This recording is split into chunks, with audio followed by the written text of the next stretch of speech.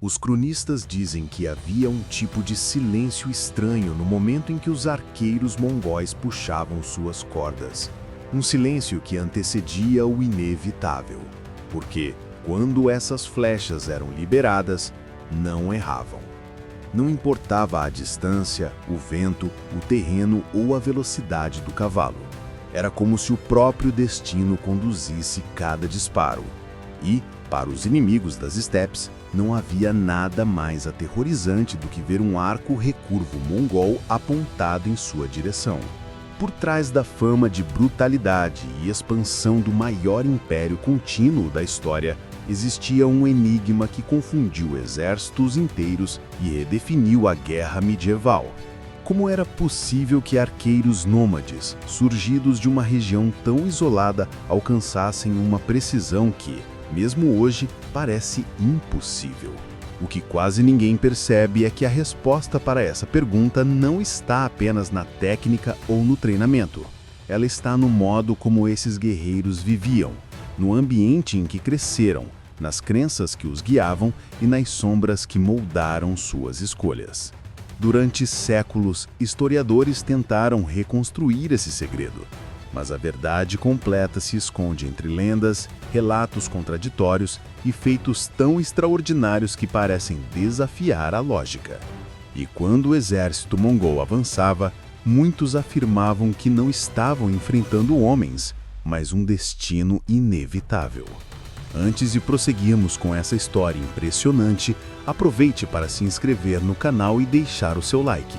Assim você mostra que quer continuar viajando por essas eras esquecidas e ajuda esta narrativa a alcançar mais pessoas.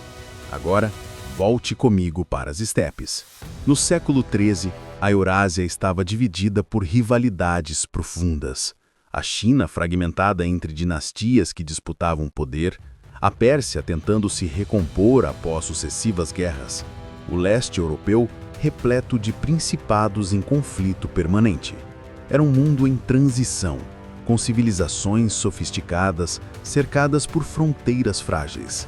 E enquanto reinos inteiros se voltavam para intrigas internas, um povo silencioso, quase ignorado pelos cronistas mais antigos, aprendia a sobreviver em uma das regiões mais duras do planeta.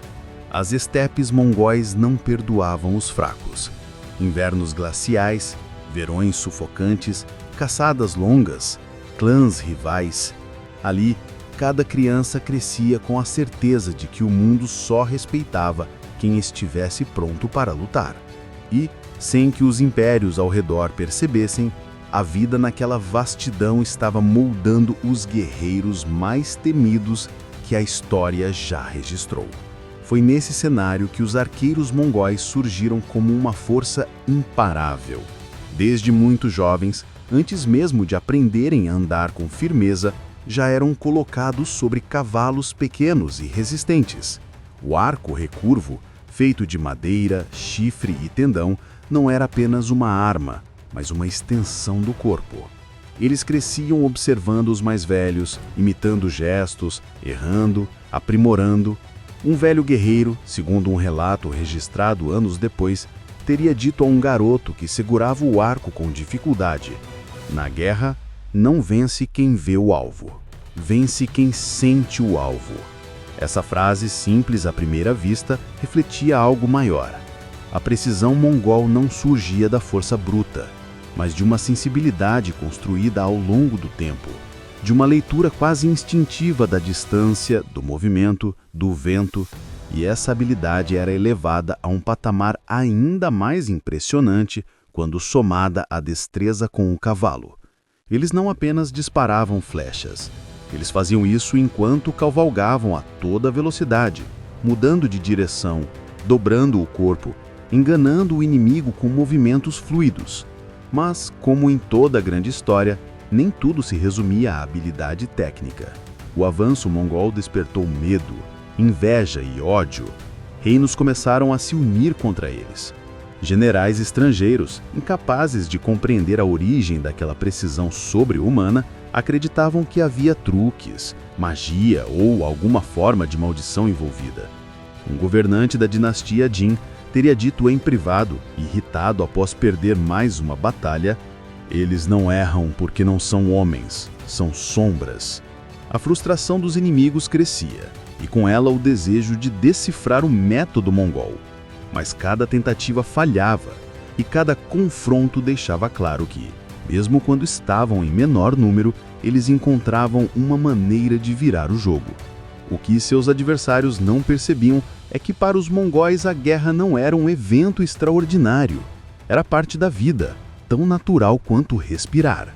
O clímax dessa reputação ocorreu no famoso confronto no rio Cauca. Exércitos russos e aliados europeus avançaram confiantes, acreditando que sua vantagem numérica decidiria o destino da batalha. Mas os mongóis estavam preparados. A poeira levantada pelos cavalos, o sol baixo no horizonte, o barulho crescente dos passos, tudo isso parecia caótico para quem via de fora. No entanto, para os arqueiros mongóis, era como uma coreografia, e quando a primeira chuva de flechas caiu, os aliados perceberam tarde demais que tinham sido atraídos para uma armadilha. As flechas cortavam o ar com quase silêncio. Cada disparo encontrava um alvo, mesmo em meio à confusão. A habilidade mais temida dos mongóis se revelava em sua forma mais pura. Eles não apenas venciam, eles desmontavam exércitos inteiros com precisão, velocidade e cálculo frio. A estratégia de retirada falsa, tão característica dos generais mongóis, funcionava como um golpe final. E naquele dia, a Europa testemunhou um tipo de guerra para o qual não estava preparada. As consequências daquele confronto ecoaram por toda a região. Territórios foram abandonados, cidades se fecharam em desespero, reinos inteiros repensaram suas defesas. Crônicas posteriores descrevem os arqueiros mongóis como flechas vivas, capazes de transformar qualquer campo de batalha em um território hostil para seus inimigos.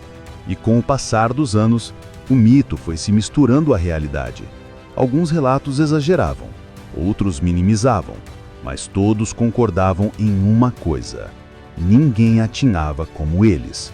A precisão mongol se tornou um símbolo do poder das estepes, uma prova de que a adaptação, o treinamento incansável e a união entre cavalo, corpo e arco podiam criar algo que parecia impossível. E hoje, estudiosos discutem até que ponto essa precisão era resultado de técnica, cultura, ambiente ou genética. Mas independente da explicação, uma verdade permanece. Essa habilidade mudou o curso da história. Ela permitiu que um povo, antes ignorado, construísse um império colossal, derrubando muralhas, reescrevendo fronteiras e deixando marcas profundas nas crônicas de seus inimigos. E ao olhar para esse legado, fica claro que nada ali foi obra do acaso. Se você quiser continuar viajando por histórias épicas como esta, inscreva-se no canal, deixe o seu like e conte nos comentários qual império, batalha ou guerreiro você quer ver no próximo vídeo. O passado está cheio de mistérios e é sempre um prazer explorá-los com você.